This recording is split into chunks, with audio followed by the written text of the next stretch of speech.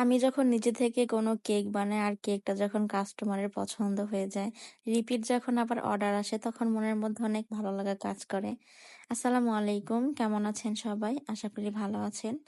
আজকে আপনাদের সাথে শেয়ার করব অন্যরকম একটা কেকের ডিজাইন। ইদানিং কিন্তু এই কেকগুলো অনেক বেশি চলতেছে। মানে অনেক বেশি ভালো লাগে করতে। টাইমটা বেশি লাগলেও কিন্তু অনেক বেশি ভালো লাগে। এই কেকের একটা পিক আমি দেখেছিলাম কিন্তু কেকটা আমি হুবহু করার চেষ্টা করিনি। আমি যে কালারটা আনতে পেরেছিলাম সেটা দিয়ে এই কেক মানে ডিজাইনটা করেছিলাম।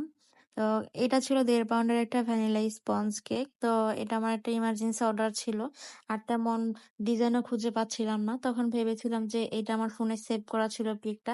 তো ভাবলাম এই ডিজাইনটাই করি কিন্তু সেম টু সেম করব না। মানে এই কালারেরই কিন্তু এই টাইপের ডিজাইনটা আসলে করি। কিন্তু আমি যে পিকটা নামিয়েছিলাম, আমার ফোনে যে পিকটা ছিল, আমি সেভ করে রেখেছিলাম আমার ফেসবুক আইডি থেকে। তো কেকটা এত বেশি সুন্দর ছিল কি বলবো, মানে তার হাতের কাজ আসলে অনেক বেশি সুন্দর। আমি জানি ওই কেকটার ধারের কাছে আমি যেতে পারিনি, তারপরেও চেষ্টা করতে তো আর কোনো মানা নেই, তাই না? একটু চেষ্টা করে দেখলাম আসলে পারি কিনা। তো এখানে আমি ব্লুর সাথে ২টা কালার মিক্স করে এই কালারটা এনেছি। শুধু ব্লু কালার দিয়ে কিন্তু এই কালারটা আসে না। ব্লুর সাথে একটু ব্ল্যাক কালার মিক্স করে এই কালারটা করেছিলাম। তো ক্রিমটা যদি একটু নরম হতো তাহলে কাজটার ফিনিশিং অনেক বেশি সুন্দর হতো। এই কেকটা আমার পরেও একটা অর্ডার ছিল এই ডিজাইনে, কিন্তু পরের কেকটা অনেক বেশি সুন্দর হয়েছিল।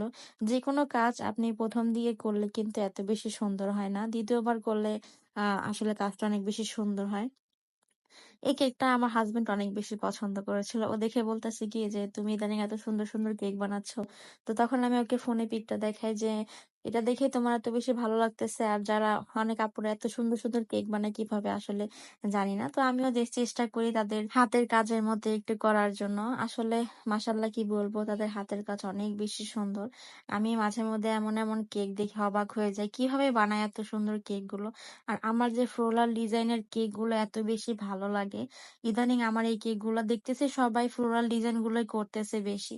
আর বিশেষ করে ছেলে মানুষের জন্মদিনে আহ ফন্ডেন্ট এর থিম গুলা ছাড়া আসলে কয়েকটা হাতে গোনা থিম ছাড়া কিন্তু করা যায় না।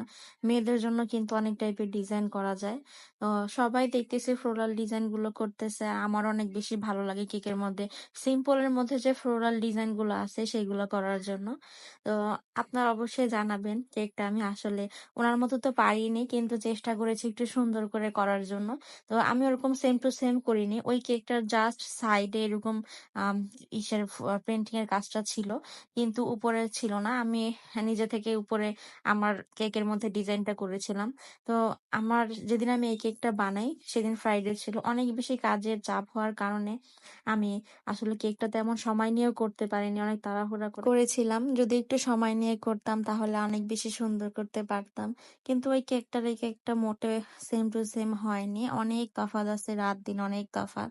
তো আমি যেহেতু ফার্স্ট টাইম এই টাইপের কেকটা করেছিলাম আর ওই কেকটা যে নাইফ গুলো দিয়ে ডিজাইন করেছিল আমার কাছে সেই নাইফ গুলো ছিল না। কারণ আমরা মার্কেটে যে নাইফ গুলো কিনতে পাই সেগুলো আসলে মাথাটা সাধারণত চোকা থাকে না, একটু অন্যরকম থাকে। এজন্য ওটা দিয়ে কাজ করা যায় না। এজন্য আমি প্লাস্টিকের একটা চামিচ নিজে কাস্টমাইজ করে কেটে নিয়ে করেছিলাম। তো আপনারা কিন্তু অবশ্যই জানাবেন আমার কেকের ডিজাইনটা আপনাদের কাছে কেমন লেগেছে। আল্লাহ হাফেজ, ভালো থাকবেন সবাই।